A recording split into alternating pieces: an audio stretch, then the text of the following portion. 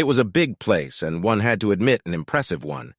For some inexplicable reason, the modern exterior hid an interior done in the style of an old baronial castle, like those lavish sets you sometimes see in movies. Basically, it's a Victorian interpretation of the perfect medieval castle.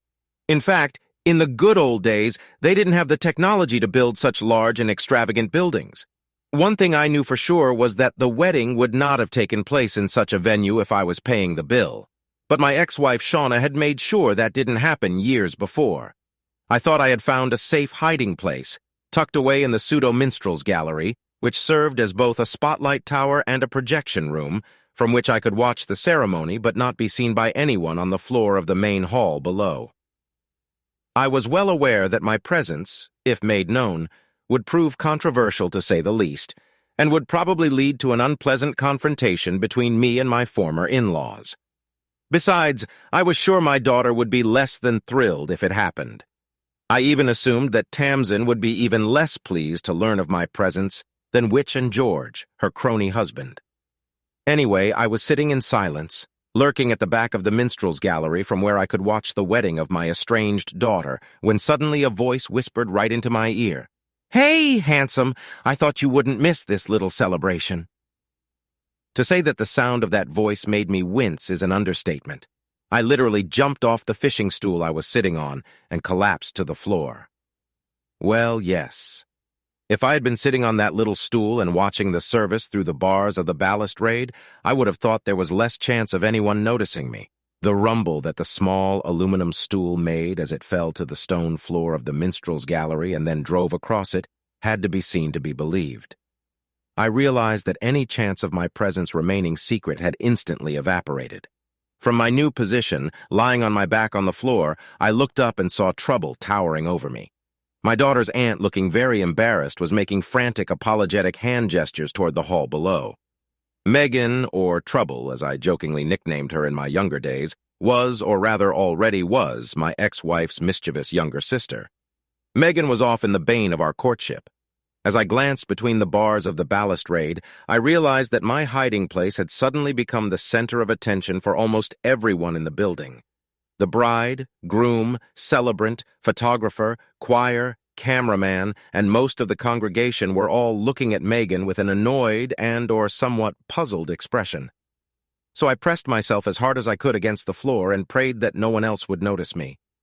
Then Megan, signaling that the service was in progress, picked up my little stool and delicately lowered her cute little belly onto it. From my reclining position, I could no longer see the floor of the main hall, but I could almost hear what was going on downstairs and soon realized that the wedding service had resumed. I hoped that the incident had been written off as one of Megan's tricks. Megan's pawn shop for unusual behaviors and surprises was legendary in the family, even when she was a child. "It's okay, you can watch now," Megan whispered. "I'm sorry, I didn't mean to make you jump, Billy. Make me jump, woman. You damn near gave me a heart attack." "Where did you learn to sneak around like that, Megan?" I whispered, maneuvering myself into a position from which I could observe what was happening below. It became clear to me that I had temporarily lost the use of my little stool. Oh, I kind of picked that up as a kid, sneaking up on a couple of familiar lovers. She lowered her gaze and winked at me. "You cheeky little monkey." "I'm not so little anymore, Billy boy. Just watch your step or you might find yourself raped later." "Oh no, I won't, Megan. I'm on train number 430 leaving this bleeding hellhole." Megan looked down at me again, made a strange but oddly familiar gesture with her eyes that I thought meant "that's what you think," and then made a hand gesture toward the set below. By doing so, she let me know that the conversation was cut off until the ceremony was over. I always liked Shauna's little sister. Yes, sometimes she was a real pain in the ass when Shauna and I were courting, but Shauna was always less tolerant of Trouble's antics than I was. Megan always struck me as a good-hearted kid who needed attention. There was a good 4 years between the two sisters, a recipe for discord like never before. I always thought Megan just didn't realize that her older sister and me included needed a little privacy from time to time. The service was over, and I tried my best to get a good look at the groom as he led Tamsin out of the hall. Not that the angle made it an easy task if I was going to stay out of sight. As far as I could judge the guy, he seemed like a decent enough person. Thankfully, Everyone was so focused on the bride and groom that I don't think anyone even looked at the menstrual gallery. But as soon as the motorcade was out of sight below us, Megan started trying to drag me to my feet. "Come on, Billy, we'd better get down to the dining room." I resisted Megan's fierce tugging on my arm, trying to stay out of sight until all the guests had left the room. There's no way in hell Megan's showing up at this party. Oh my God, I'm going to jail. Don't talk nonsense, Billy. It's your own daughter's wedding. Why would the police arrest you? Well, there's that bleeding restraining order for starters, muttered he. No, Billy. Shauna is already dead, and she's the only person listed on the restraining order. When he killed her, the order immediately became null and void. What do you mean he killed her? Demanded I, almost jumping to my feet. It was an accident, wasn't it? Billy, that bloody moron has always driven like a bloody idiot, and he still does. That weirdo has been... There's a disaster waiting to happen every time he gets behind the damn wheel. Do you have any idea how fast he was going that day? I know very little about it, Megan. I saw skid marks on the road, Billy. He drove like a bloodthirsty idiot that night, just like he always does. I just can't understand how he hasn't been prosecuted for my sister's murder. Even Tamzan knows who's responsible for her mother's death. You may have noticed he wasn't there tonight. He wasn't invited. Me too, Megan. Yes, you were, in a way. I just couldn't find you to let you know. Look, my invitation says, Miss Megan Stone and a guest. No reservations or anything. Guess who's going to be my guest? I laughed out loud. You've got to be kidding me, Megan. Be showing up at Stone's wedding? Been there once, remember my girl, and you remember how that turned out in the end.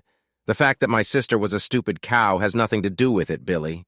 You're Tamzan's father and Christ. You were supposed to be there today, giving her away in marriage, not her grandfather. Now you and I are going to the reception together, and I don't want to hear any nonsense about restraining orders. My Uncle Albert assures me that there is no legitimate reason why you should not attend the reception as my guest. What's more, he thinks it's a damn good idea. He's always been in your camp, you know, even when things went wrong. And here I was wondering why that old bastard doesn't represent Shanna, commented I. Look, Billy, if my Uncle Albert thought he could get away with it, I'm damn sure he'd represent you for free. He was totally unimpressed with my sister's behavior back in the day, and took a real hard line on her and my mom and dad. He outright refused to represent Shauna. As far as I know, he and my mother haven't spoken 2 polite words to each other since. The only time I ever saw them in the same room together was at Shauna's funeral. I think Uncle Albert was a little disappointed that you didn't show up that day. I wasn't even in Megan's country. I was helping a team filming the fauna and flora on South Georgia. Ever since those people got trapped there when the Argentines invaded, well, they prefer us to stay off the ship if possible. Anyway, I didn't know anything about Shauna's accident until 3 months after her funeral when we returned to the UK. I met Toby. What's his name in Falmouth, and he told me about the accident. While I listened to the explanation, Megan lifted me to my feet and started dusting off my whistle. No, that's my costume. God, some people's minds, I ask you. Come on, Billy, Megan continued. Let's go down to the front desk before the line for the reception dissipates. The way Megan gripped my hand tightly, I realized that whether I liked the idea or not, Megan had decided that I would attend my daughter's wedding reception. Against my better judgment, I apparently admitted defeat. I had to admit that it was probably only because of the considerable amount of alcohol I'd consumed in the previous 24 hours. It clouded my judgment enough that I was able to give in to Megan's desires.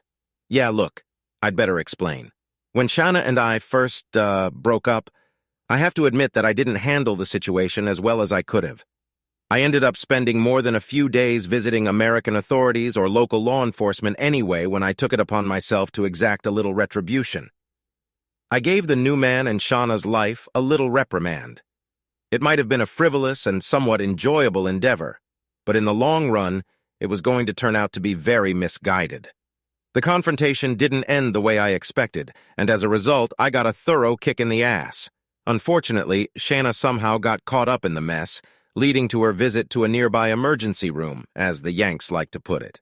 Hence my incarceration and the numerous court orders issued in both the U.S. and the U.K., forbidding me from coming within a mile or so of Shauna's whereabouts, permanently or almost permanently. Anyway, I can assure the reader that I personally have never laid a finger on my unfaithful wife. Well, to the best of my knowledge, not once. This statement will probably become clearer to you later, I'm sure. Where was I? Oh, yeah. Anyway, after the court had had its way, I was an ex-convict, as the Yanks like to call us, and was labeled a bully and a wife-beater. And after the fight, I was unceremoniously stripped of my parental rights to our daughter, Tamsin. Almost all of this happened while I was still in an American prison, by the way. Not a pleasant experience, I assure you. However, at that time in my life, nothing was fun at all. The label of an ex-convict did not help my work career much either. Try to get a work visa to the United States with such a record. None of this, however, stopped Shauna, with the assistance of the British legal system, from demanding that I provide financial support for Tamsin until the child turned 18. I'm not very proud of what I have to admit. After the system kicked my ass so effectively, I took solace in drinking for a while. However, I managed not to turn into a complete wreck or a hardened alcoholic. But that was probably due to inherited biological traits, rather than any kind of mental impulse, if you know what I mean. However, I still needed something to help me face the day in the best possible way. "Are you still working in the movie industry, Billy?" asked Megan, leading a somewhat unsure me, so we slowly made our way forward, up the stairs to the main lobby of the establishment. "No, not really, Megan," I replied. "I guess you could say I'm in the shipping business now.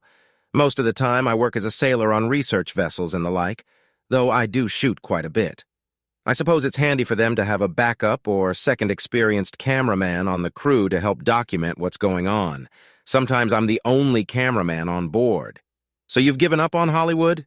"Megan, I've never worked for any of the big guys. The most I've ever been able to do was as a second-string cameraman, and on some pretty mediocre third-rate movies at that. Unfortunately for me, my wife was much more successful with directors and producers than my work.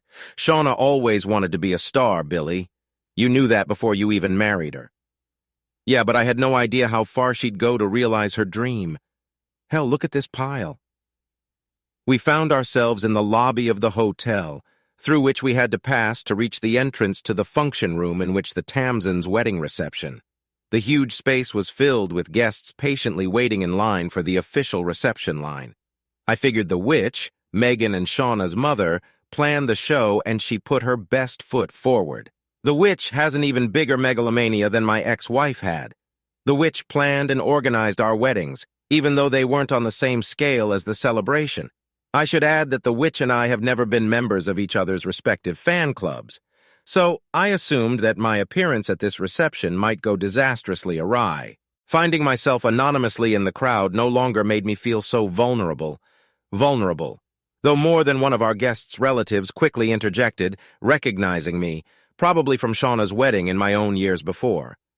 I also knew I had a few allies out there somewhere, but they would be kept a closely guarded secret. The Stones were a pretty tight-knit clan. Eventually, the crowd began to thin, and the witch finally spotted me from her seat a little farther back from the receiving line. Her face instantly turned crimson, and for a moment I thought I saw smoke coming out of her ears.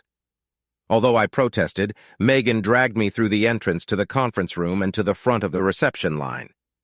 Tamsin's new husband was momentarily stunned when Megan introduced him to her fiancé's father. The poor man didn't know what to do or say. I shook a very weak hand. Tamsin was just as shocked, if not more so. As I stared into her eyes, they grew larger and larger, and I feared they were about to pop out of her skull.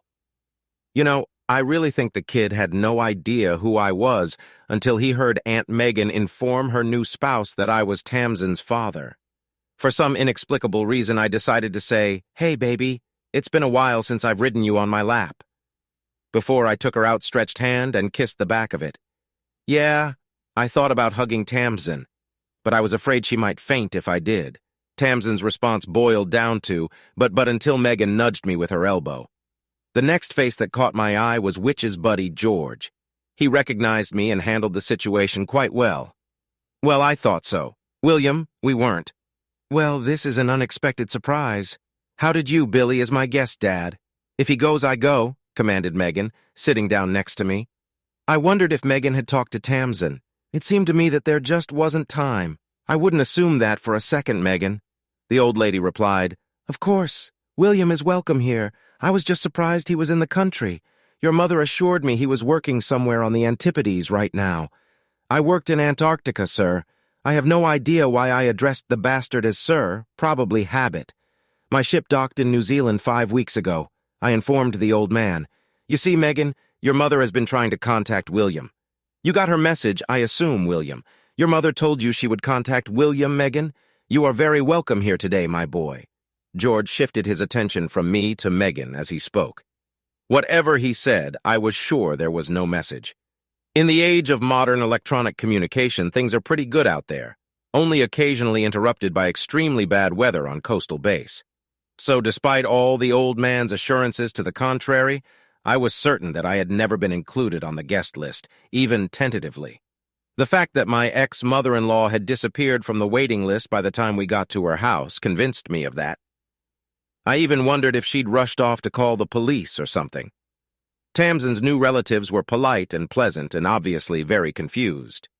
They didn't look like they'd seen a ghost. Better to say they were shocked to find themselves shaking hands with one of them.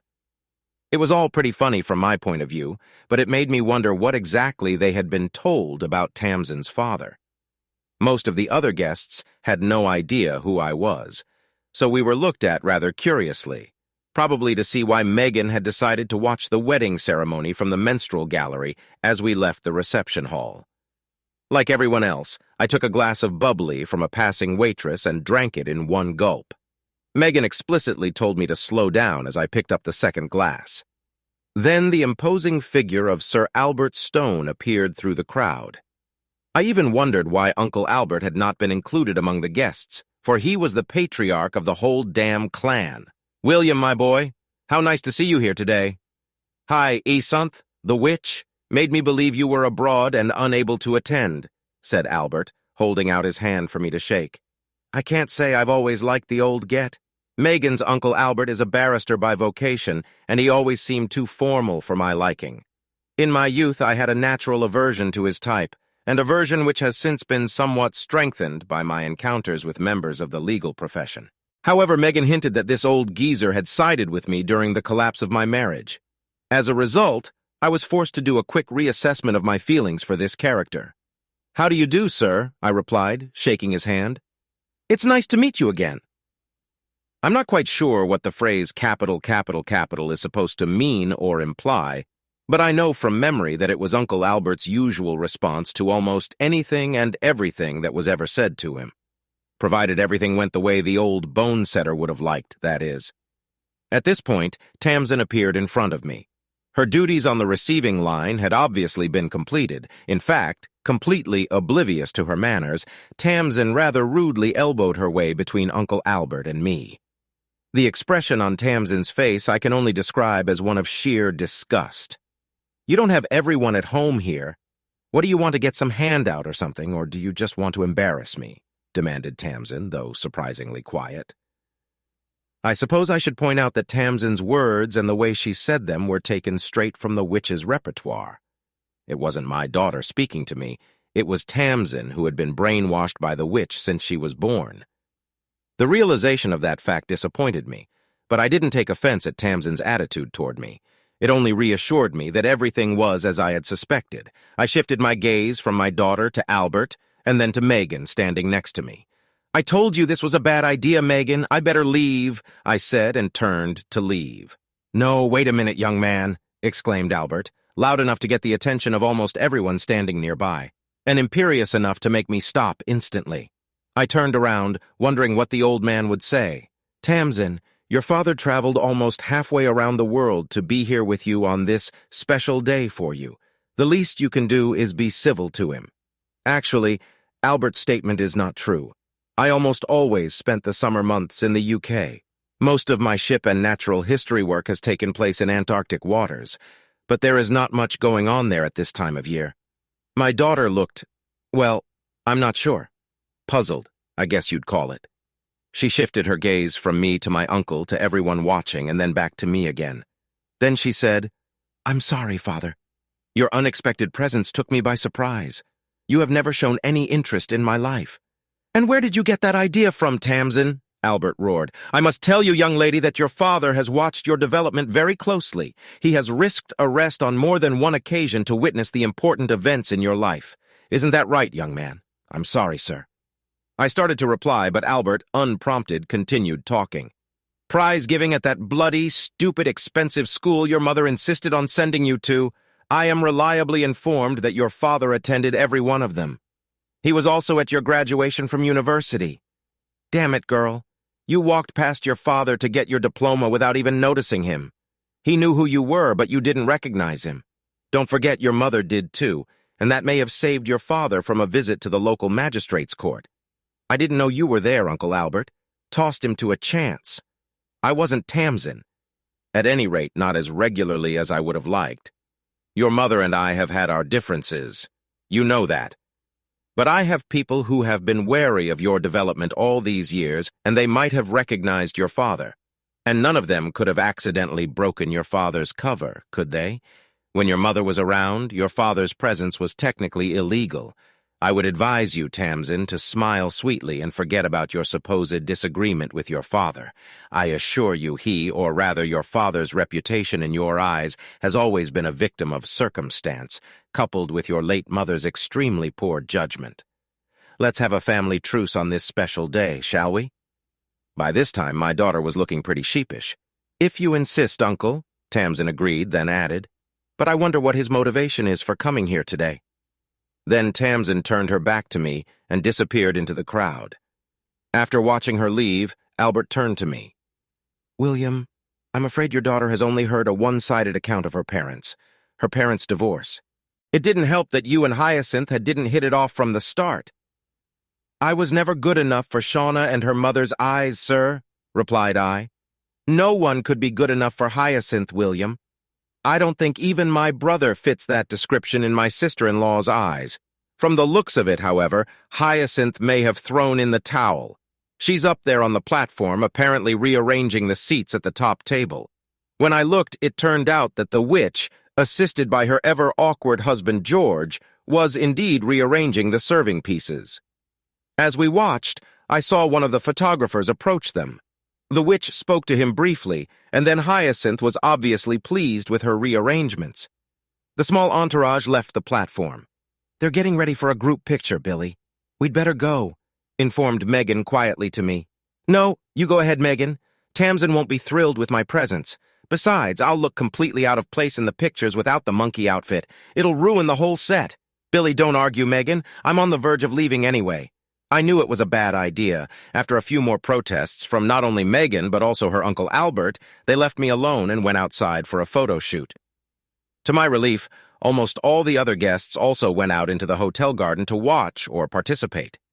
I took this opportunity to slip onto the platform and do a little shuffling.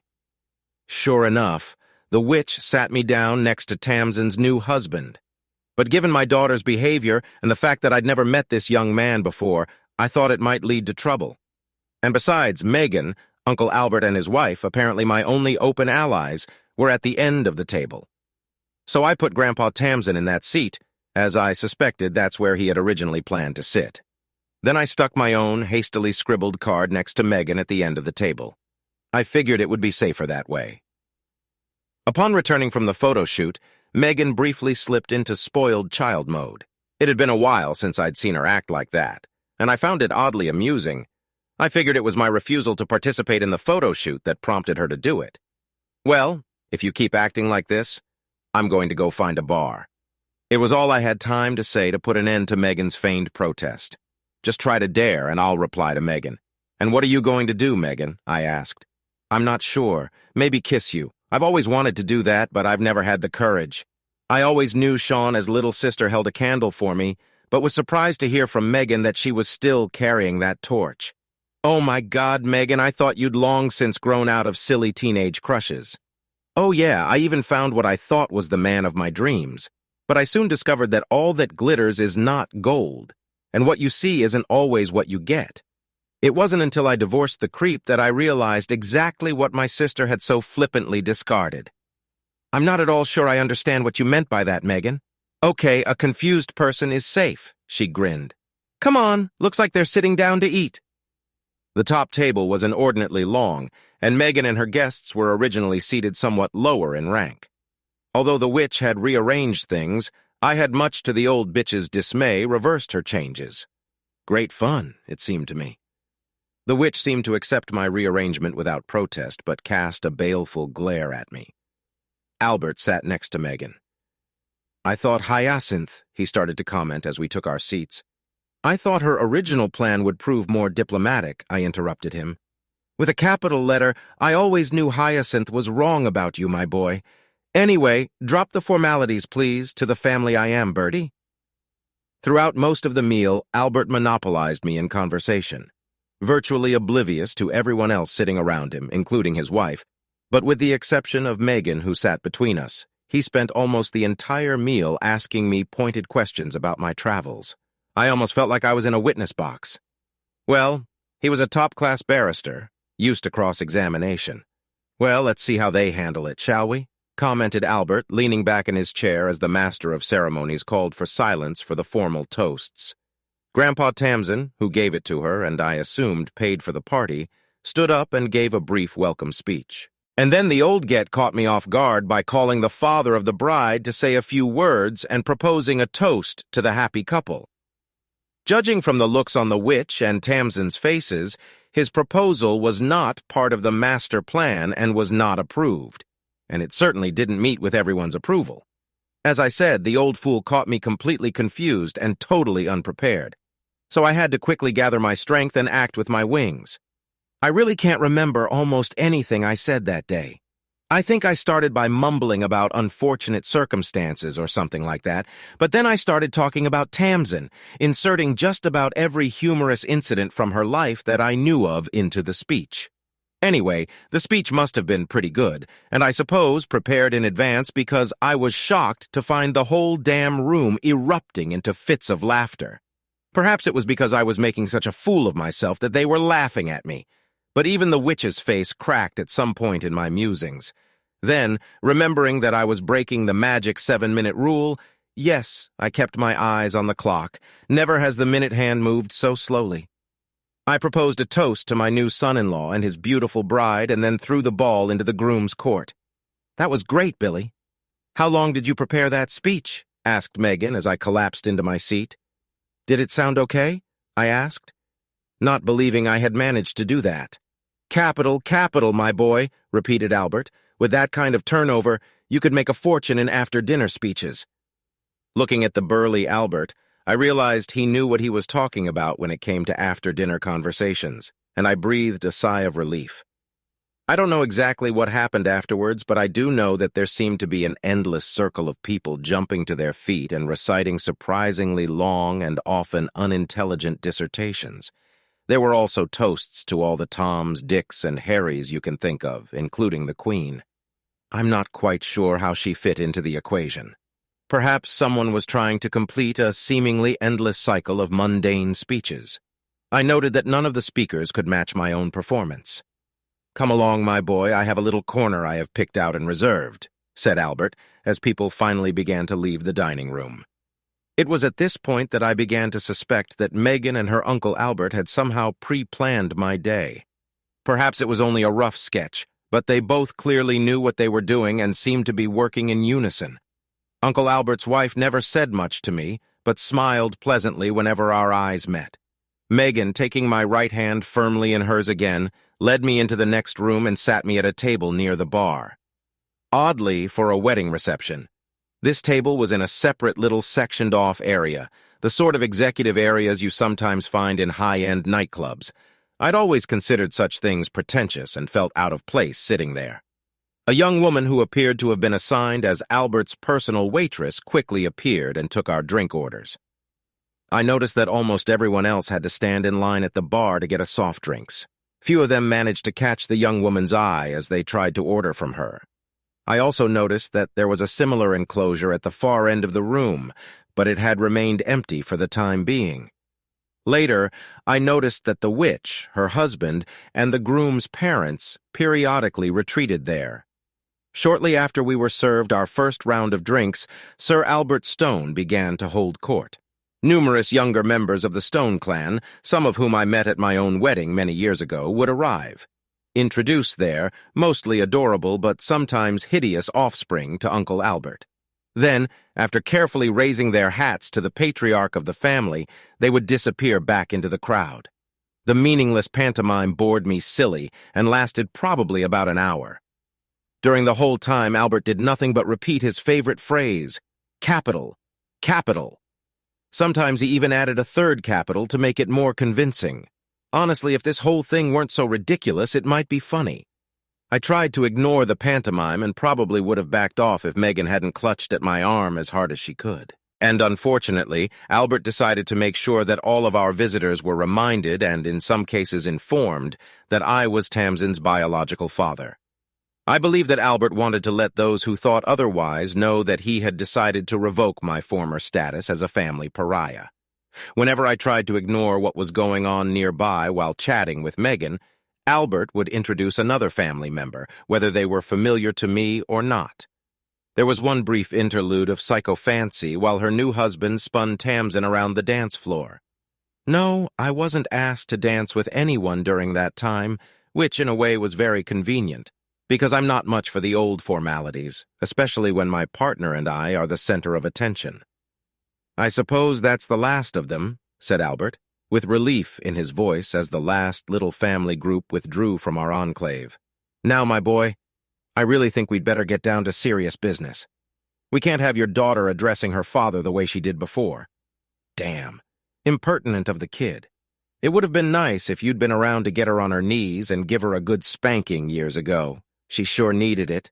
Heck, her mother needed it too. George was always too soft on Shauna, and then there's young Megan." "Oh, hello, Uncle Albert," grumbled Megan. "Oh, you weren't so bad, Megan. But you have to admit you were a sassy little kid sometimes.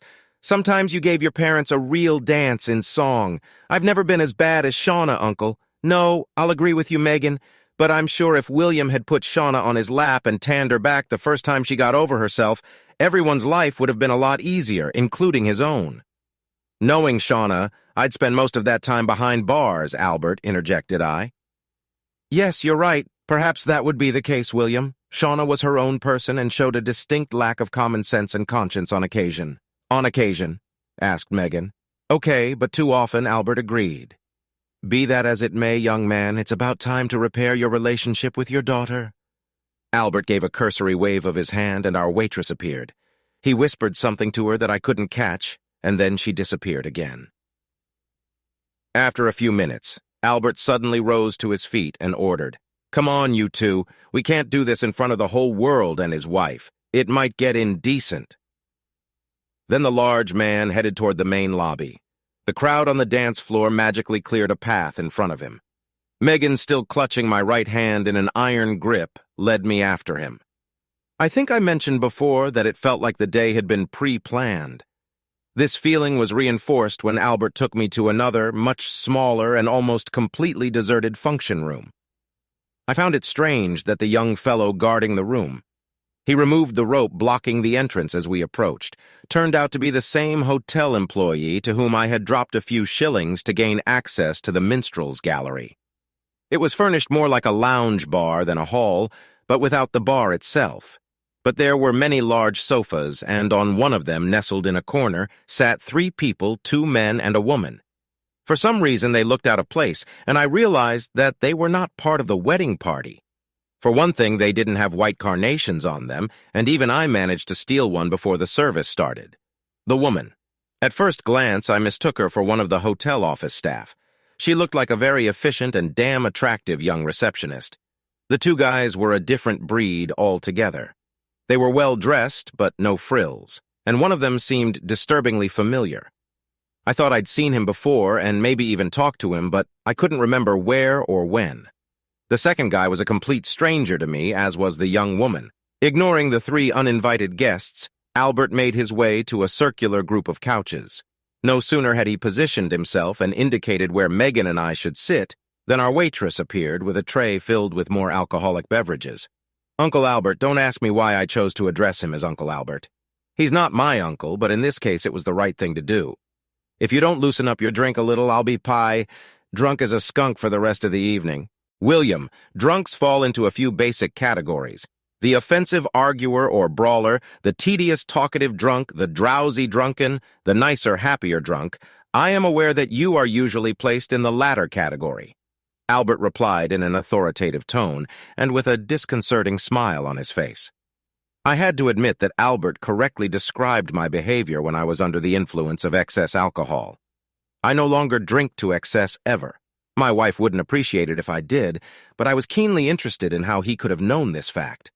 It's not like we revolved in similar circles or anything.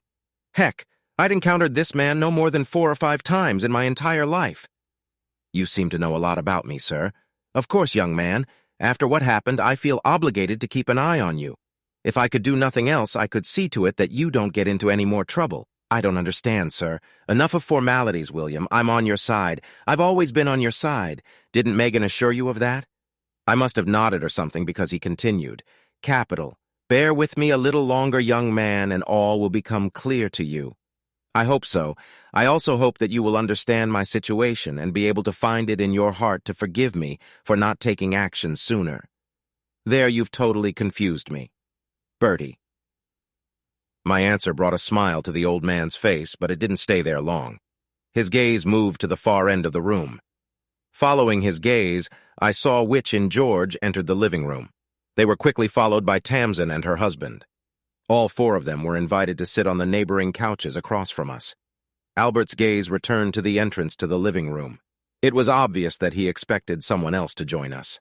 What is the meaning of all this, Bertie? Why have you called us here? We've got company, demanded the witch. Please be quiet, Hyacinth. Without your intervention, I'm sure none of this would have been necessary. Shauna was a frivolous girl who made an honest mistake that she was willing to admit until you talked her out of it. I don't know what you're talking about.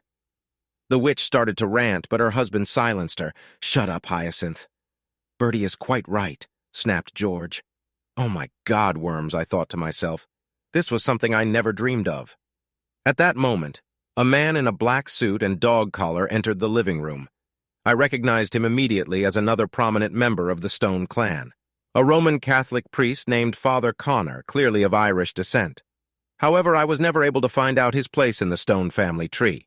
As far as I knew, all the other members of the Stone clan were strictly Catholic. Anyway, this man has always been pleasant to me on the few occasions we have met. I should add that, whether or not Father Connor held a different faith, he held the same patriarchal position in the family clan as Sir Albert Stone. However, while the crowd gathered in the main hall, I saw Father Connor a couple times, diligently making his way around all the family members. Albert rose to his feet to greet Father Connor, and then the priest turned to me and shook my hand. I jumped to my feet as soon as Albert rose to his feet. I'm glad you decided to attend today, William. You did a fine job with your speech, young man. Your daughter was certainly surprised to learn that you are so well versed in her life story. Father Connor cast a quick glance at Tamsin as he spoke. My daughter looked a little embarrassed. Thank you, Father. I hope you're doing well. As God intended, William. Now, Megan, have you been avoiding me today? The good father turned his attention elsewhere. I waited patiently for him to finish with Megan, and then we all sat down at the table again.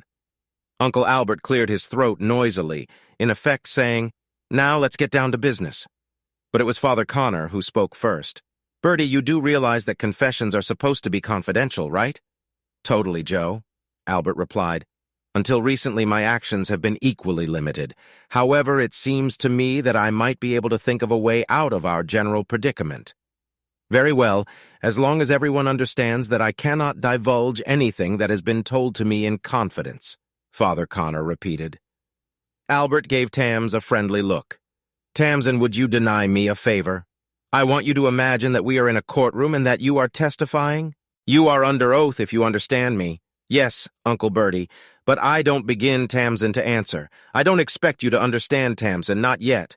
I hope it will become clear to you soon. If not, all this pantomime will prove to be a waste of time.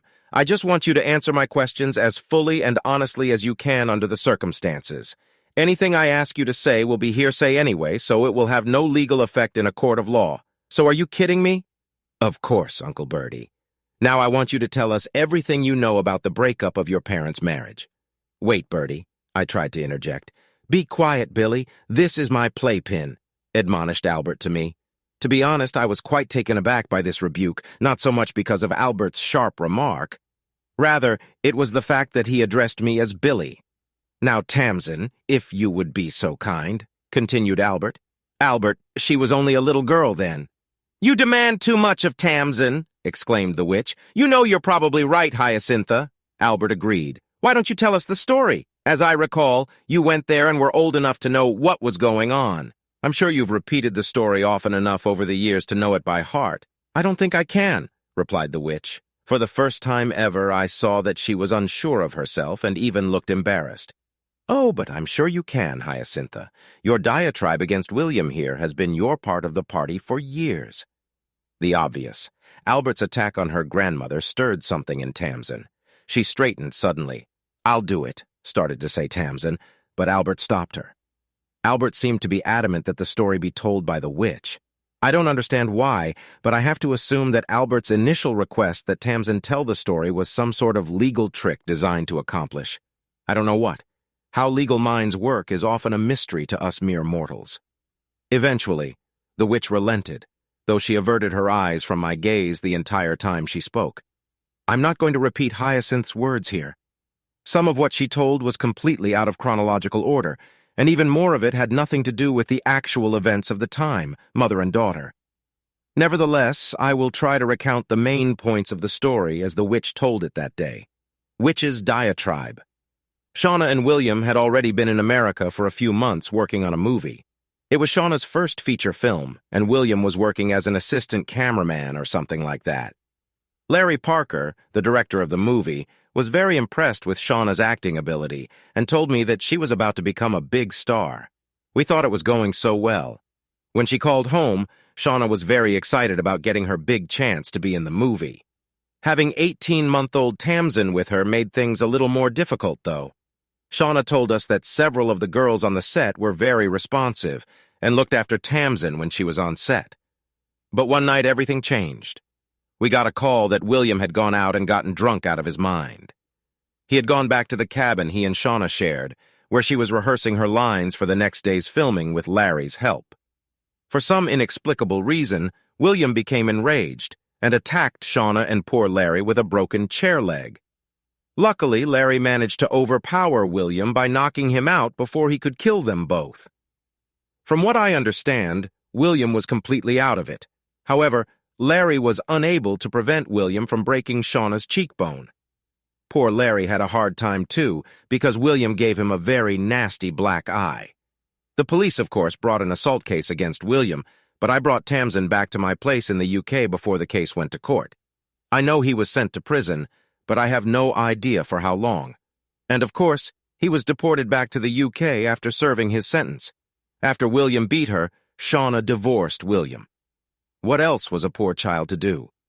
No woman should have to endure such treatment from her husband. Shauna was supposed to get another, much larger role in a movie that was to be filmed in Hollywood. Larry had arranged it. But her face never healed before filming began, and she lost that opportunity.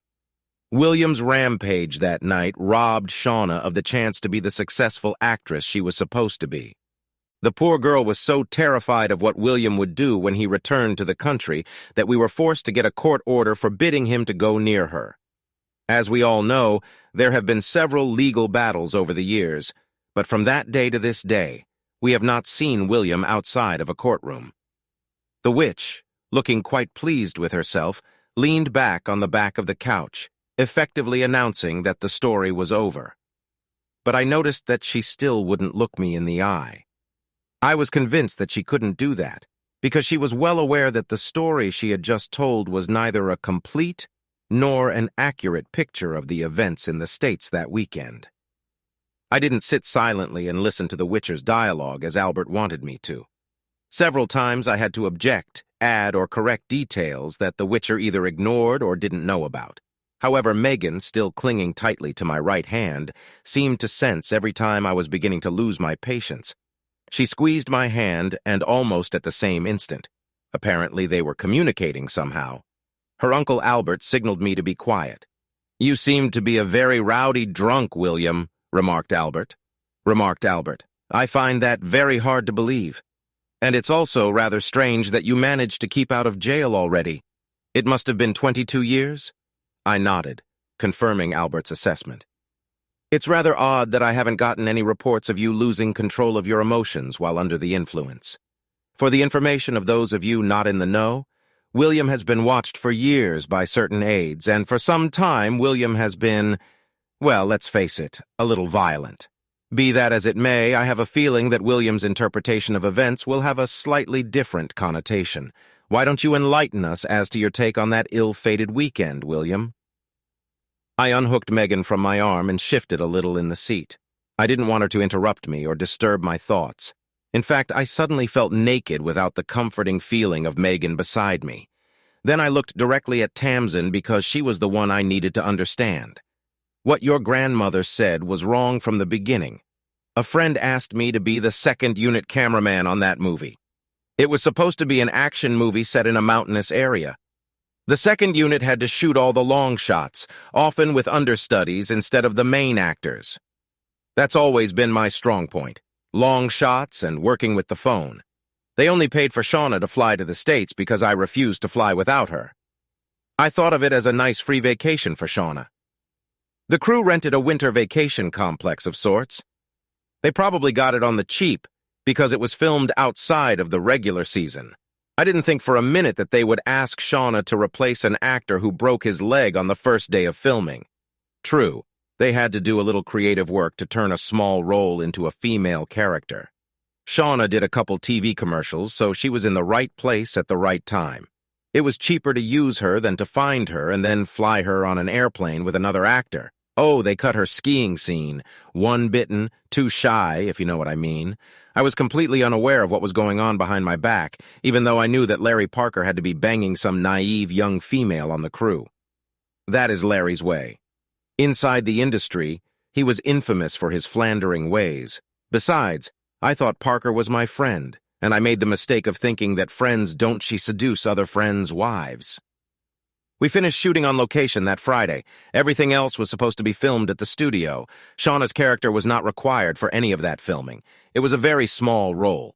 Anyway, on Friday afternoon, me and the rest of my team had to pack all of our gear to have it ready to return to the rental company. All technical gear as hired as needed. In any case, the packing went better than planned, and we got everything packed up much sooner than I expected. I got back to the cabin that Shauna and I shared around 5:30. I didn't think I'd be back there before 10 in the evening. But when I got there, it was empty. No loving wife, no sleeping child. All I found was a note. This note. I pulled out my wallet and handed Tams in the tattered piece of paper.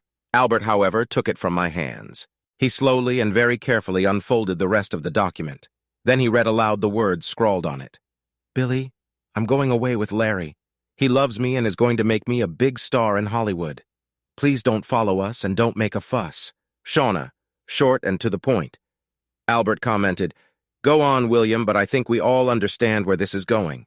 Shooting on location is over, you say? Yes, sir, it was, replied Di. Then it turns out Shauna's practicing lines for the story for the next day, doesn't it? But carry on anyway, kid. Let's get to the fun part. You have only his word for it, the witch bellowed. How do you know he's not lying? Very true. High as synth, Albert agreed. Let's see if we can verify a few facts. Albert looked towards the three strangers. Reginald, if you would be so kind, a man who didn't look familiar to me, stood up and walked toward us carrying a briefcase. Sir, he addressed Albert as soon as he came within a comfortable distance. Do you have copies of the script for this movie? Reginald didn't answer anything. He pulled a folder out of his briefcase and held it out to Albert. Albert didn't even bother to open the folder, just tossed it on the coffee table with the couches around it. If anyone wishes to dispute Willem's account, they will find that it is corroborated by the contents of this file. Now go on, William, please. I was confused for a few seconds, interrupting my train of thought. I had to literally calm my emotions before I could continue. When I found that note, I was horrified and apoplectic. Yes, and I took a couple of drinks to calm my nerves. But then I realized that I wasn't supposed to return to camp until the evening. What's more, I remembered seeing Larry's rental car parked outside his cabin when we got back to camp. Then it occurred to me that Shauna and Larry might have miscalculated. They thought they'd be long gone before I found that note. I have no idea what the prudent thing to do in those circumstances was. All I know is that I wanted at least an explanation from Shauna as to what kind of game she was playing. Parker, I was sure, would dump Shauna as soon as another stupid slut caught his eye. I really couldn't believe that Shauna had forgotten everything I had told her about how the man operated. I wasn't stupid enough to introduce my wife to Parker without preparing her beforehand, and when that nasty type turned on the charm, even the blood-sucking birds in the trees flew to him. Anyway, I found them in the kitchen at Larry's cabin. Parker didn't interest me. I could have dealt with him at any time. He couldn't hide from me for long and stay in the industry, if you know what I mean. I wanted Shauna to explain why she didn't take my warning seriously. However, Larry Parker misjudged my intentions. Perhaps he had been pursued by other spouses in the past. In any case, frankly, he came at me like the proverbial bull at a china shop. I just ducked to the side and Parker whizzed past me and crashed into the back door, shattering the glass in the process. For a moment, I thought Parker was trying to run. It was later argued in court that I broke the glass by sneaking into the cab. The fact that the broken shards were on the floor outside and that I had no cuts on my arm and Larry did was apparently ignored. Of course, it didn't help that I couldn't remember much about the day I first regained consciousness and didn't for several years, but now I can remember everything in great detail. I don't know how one can describe Larry Parker's fighting technique because it doesn't fit into any of the categories I know of. Anyway, as soon as he recovered from his collision with the door, he lunged at me again. I ducked again but managed to hit him once as he passed me. I figured it would cool his art or a bit or something. Big mistake, might punch change the direction of his rampage. Parker ran into Shauna and they collapsed to the floor. Shauna was still, to my surprise, sitting on the chair next to the bar. I guess it was the same chair that didn't survive the collision. I actually thought Parker was out of the game and Shauna didn't look too smart. So I pulled Parker off of her and helped Shauna to her feet. I remember Shauna looking me in the eye. Apparently, she was very stunned. And then the damn lights went out. When I awoke 4 days later, I found myself confined to a hospital bed. I remembered nothing of the day in question, nor of the few days that had preceded it. Memories that were to return I would add very slowly over the following months and years. Anyway, Tamsin, these are my memories of that fateful day. Everything that has happened since then has been completely out of my control. I have no idea who or what hit me, and I have come to the conclusion that it was Larry Parker's head that broke your mother's cheekbone when he crashed into her. I'm guessing it was him who cracked me over the head, fracturing my skull with the leg from that broken chair Shauna was sitting on. Why those two decided to accuse me of fighting, I have no idea. And since your mother, with the help of her lawyers, made sure I didn't get close enough to ask her.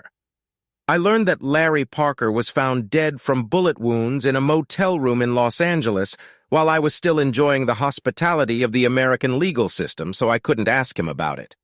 I strongly suspect that Parker decided to sleep with the wrong spouse. Larry Parker seems to have discovered that some Yankees can be extremely possessive and quite vindictive. Plus, they can be very energetic in their handling of firearms. I leaned back on the back of the couch, unable to add anything more, lest I seemed too vindictive toward my daughter's mother. Megan clutched at my right hand again and kissed my cheek in surprise. Tamsin sat silently staring at me. It was like she was trying to look right into my brain. Suddenly she shifted her gaze to Albert. "You know what really happened, don't you, Uncle Albert? Mother told you, didn't she?" Then Tamsin instantly shifted her penetrating gaze to Father Connor. "She told you too." "She did so, my child, but like your Uncle Albert's, our hands were tied," Father Connor replied. "We cannot divulge what has been told to us in the strictest secrecy.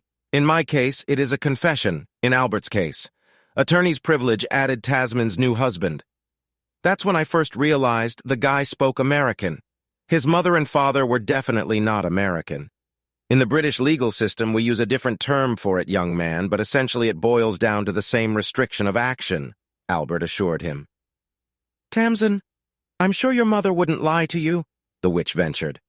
Tamsin jumped to her feet and gave her grandmother a hostile look. She shifted so that she could look her grandmother directly in the eye. "Me too, grandmother. But my mother never actually explained to me what happened back then. What I know I learned elsewhere. Whenever I asked my mother about it, she always changed the subject or went off in another direction. Suddenly, Tamsin spun on her heels and walked across the room to where the three strangers were sitting and turned to the man who seemed familiar. "I recognized you, don't I?" she demanded. "Yes, young lady, perhaps it is," replied the man. "Uncle Albert hinted that someone was looking out for me, and I can remember seeing you more than once at my school. I'm also sure I saw you a few times in Bristol when I was at university." "It's possible, miss," the man agreed. "So, given the fact that my uncle has hinted that my father is also being watched by someone, and I know that Reginald and Shirley work in my Uncle Albert's London office, I suspect that it is you who has been watching my father as much as I have. Am I right?" "As it should be, yes, miss, you're right," replied the man. "So what are you, a private investigator?" "I'm a retired police officer, miss, the one your uncle turns to when he requires my specialized services." Tamsin turned, looked me straight in the eye, and grinned. Then she turned back to the man. "I assume you have studied the events of that evening very carefully ever in the past." The man confirmed with a nod of his head that this was the case. "Then please tell me, do you believe my father is an honest man? Has he not deceived us today?" "Not to my knowledge, miss," replied the man. "Thank you, officer. I'm sorry you didn't give your name. Sergeant White is retired, miss. Chucky for my friends. Thank you, Petty. Why Uncle Bertie didn't send you just to tell me the truth? I don't understand. I only do what I'm asked to do, miss. And could you shed some light on why my Uncle Albert had to keep quiet for so long, Mel?" "I can only speculate, miss. But I believe your uncle was defending some unnamed person against a charge of perjury. But why would she want to purge herself in the first place?" "That I can't tell you, miss. However, I might point out that a movie producer cannot promote a young actress if he himself is sitting in a jail cell with a felony conviction for grievous bodily harm, or whatever they call it in America." "Suddenly it all made sense," exclaimed Tamsin. "How long have you known your father?" she asked, turning to look at me. "No, Tamsin, but that's what I assumed," I replied. "I don't know how seriously your mother was hurt that night, but I wasn't sure from the beginning that she remembered the events as clearly as she claimed in court. Shauna may have repeated to the police the story Parker Federer." Tamsin turned to Petty again. "May I invite you and your assistants to be my husband and guests of honor for the rest of the evening?" she asked. All three of them thanked Tamsin, after which she literally pushed them out into the main function room. Then she walked slowly back across the room to us, looking me straight in the eye the whole time. "Tamsin, the witch began stepping closer. "Please don't talk to me now, Grandma. I'm too angry, and I might say something I'll regret. Grandfather, be good enough to see your wife off and attend to the guests. Paul and I will be out soon." Without a word, George lifted the witch to her feet and guided her down the road. Tamsin walked over and hugged Father Connor and then Uncle Albert. She did not speak to them, but just hugged them. Then she turned to Megan and to me. "May I take your mind off my father for a moment, Aunt Megan? I'd like to talk to him alone." Then she turned to her husband. "Paul, Aunt Megan likes to dance." The guy understood, and so did Megan. When they went out into the main hall, Tamsin ran me the way Megan had all day, headed out into the hotel gardens. For a very long time, Tamsin didn't speak, just held tightly to my left hand. But finally she asked, "How can I begin to apologize to you, Father?" Slightly confused, I asked, "Why, baby?" She stopped, and I turned around to face her. "Well, I guess the way I spoke to you earlier, but I feel like I have something to apologize to you for. If I could just figure out exactly what for, I'd feel a lot happier."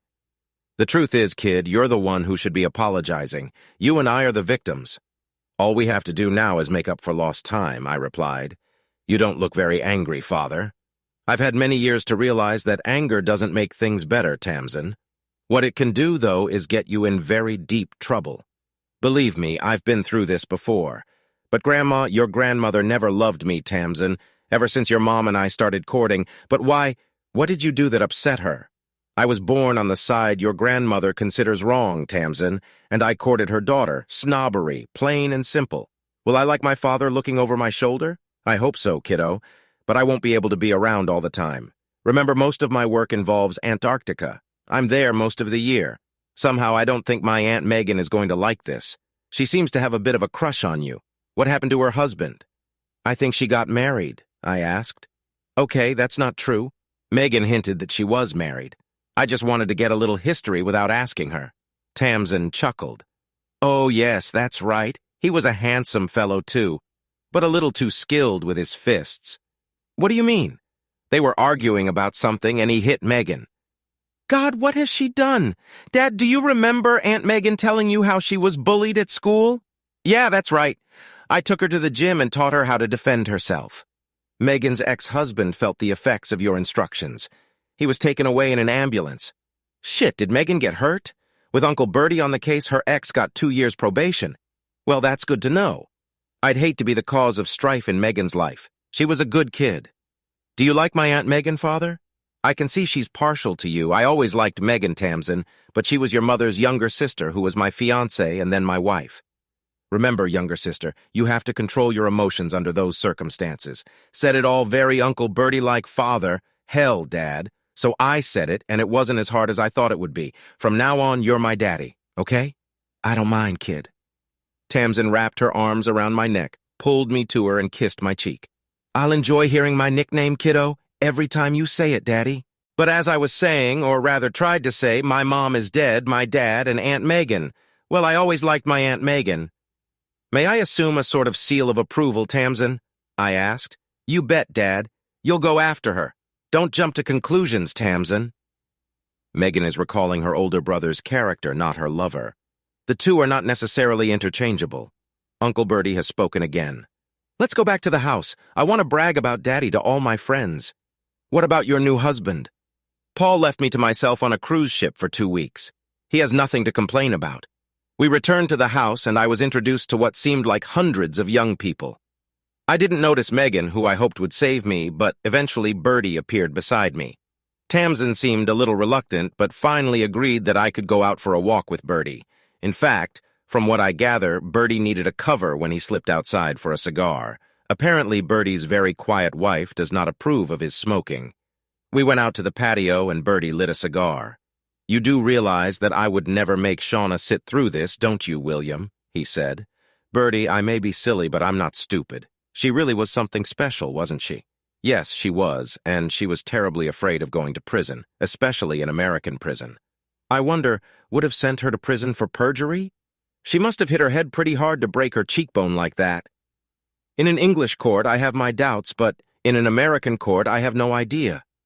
Hyacinth frightened Shauna that she would be sent to prison anyway, and Shauna witnessed your railroad trial. I read the transcript, William. It was small-town justice that left a lot to be desired. A decent appeal wouldn't hurt you. Bertie, by the time I'd sorted it out, I should have been released anyway. An appeal filed then would have gotten Shauna to go in the opposite direction, especially since Larry Parker was dead. You know better than anyone how some legal moguls look at things when they find out they've been cheated.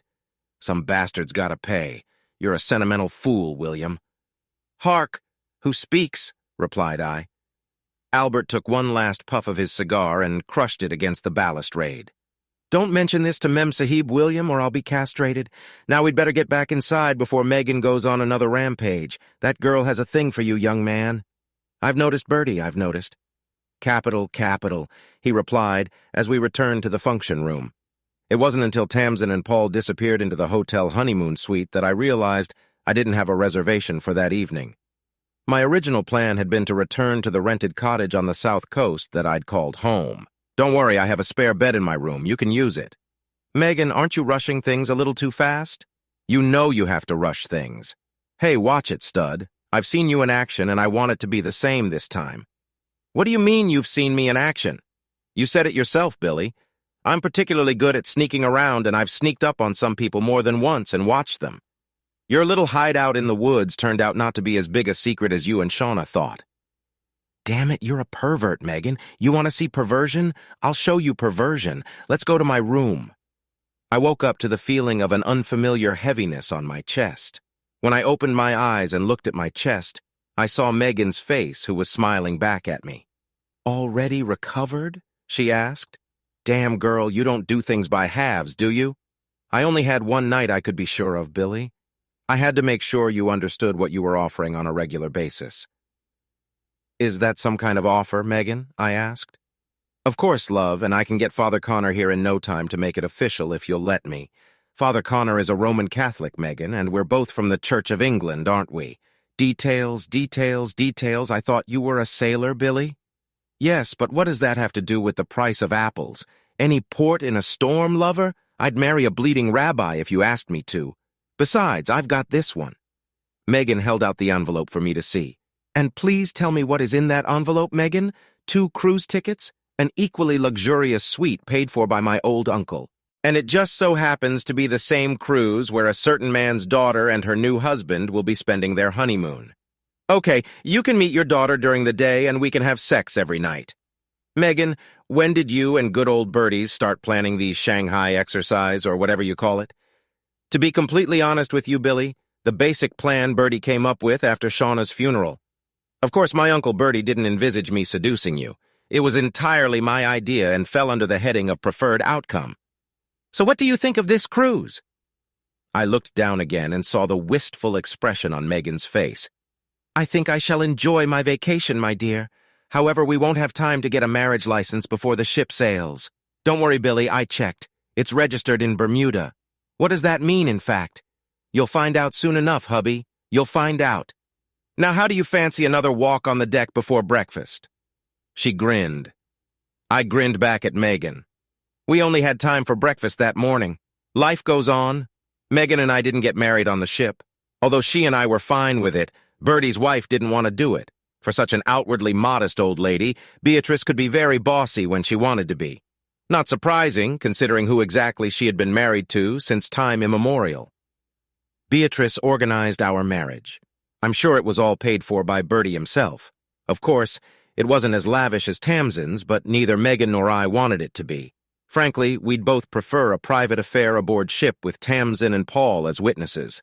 The witch didn't attend our wedding, but Megan's father gave her away in marriage. He even said, "This is getting to be a habit, William," as he handed me his daughter's hand.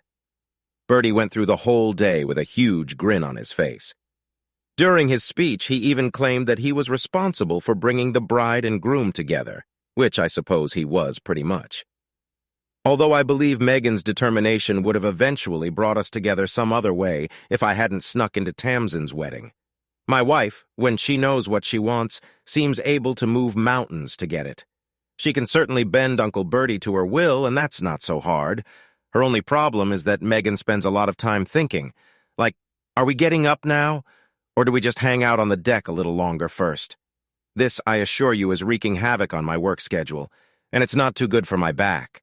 I'm not as young as I used to be, and it doesn't matter if my wife wants to believe otherwise. Yes, but I don't work in the South Seas anymore. Birdie knew someone who was acquainted with someone whose brother is a commissioned producer, or something like that, in the BBC Wildlife Department. I unexpectedly found Megan's phone hyped up with offers for wildlife shoots, mostly in the UK, and all moderately lucrative. All in all, just right for me. Megan and I have decided that having kids is not an issue. We feel like with the Tamsin twins, we'll have our plate full of worries. That's assuming she and Paul don't play soccer. We settled into a quaint little bungalow around the corner from Paul and Tamsin's house, a convenient distance for pushing a stroller. And Birdie pushed Paul and I to the local golf club. Our Sunday mornings with the 4 of us became a regular occurrence. The 4th contestant, George, of course. Now that he and the witch are no longer husband and wife, he has been elevated or restored to the position of second grandfather in my daughter's eyes. Birdie, of course, takes precedence. Well, since he's the patriarch of the family, what did you expect? Thanks for watching. I hope you enjoyed it, so subscribe to my channel and watch for the next video.